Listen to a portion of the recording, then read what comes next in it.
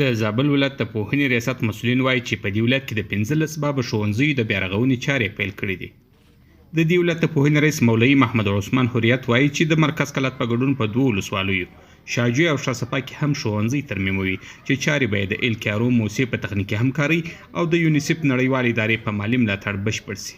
حریت زیاتوي چې د ټولو ښوونځیو پر ترمیم باندې 1,40,000 امریکایي ډالر مصرف راځي چې د یونیسف نړیوال ادارې لخوا ورکول کیږي. په زابل ولایت کې د یونیسف موسسې په مالي ملاتړ او د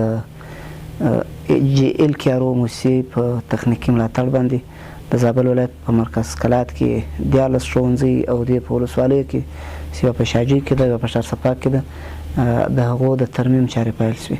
نو عموما کوم ځای کې چې چاپیریال خراب وي، تعمیر خراب وي، سیم خراب وي، زده کوونکي دونه زړه نه ښه کوي او دونه په شوق باندې نه راځي. کوم ځای کې چاپیریال ښه وي او سیم ښه وي، د زده کوونکو مشکلات حل وي. او هغه ترمیم کې د کومو شیانو ضرورت وي، بعضې ښوونځیو کې د دروازو کړکینانو د ترمیم ضرورت وي، بعضو کې د چت ضرورت وي، بعضو کې هغه د رنګ ضرورت وي. نو ښوونځیو پرې فرق شته. نوموړی وایي په یادو ترمیماتو کې د ودانیو رنګ، داخلي رنګونه او د پاکو اوبو سیستمونه شامل دي. بلخوا زده کوونکي او د سیمې اوسیدونکي پر دې چارې خوښي ښیي چې د دوی د ښوونځیو تعمیرونه یو ځل بیا پر معیارونو برابر رغیږي. زموږ د کلي مکتب چې پخوا کار پکې شروع شوی و او مکتب نیمګړی پاتې شوی و، لاندې غوله نو کانکریټ رنګ یې نه و شوی، د سر چت یې نه و زوګام شوی او پی سی سی نه و پر لوېدلې.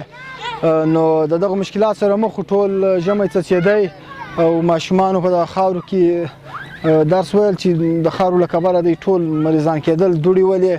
نو اوس د یونیسف له خوا څخه ترمیمیږي چې دغه پی سی سی د لاندې کانکریټ د چت زوګام او رنګ ورته په نظر کې نیول شوی، څه نور میدهکاري کار پکې شته هغه ټول ترمیموي.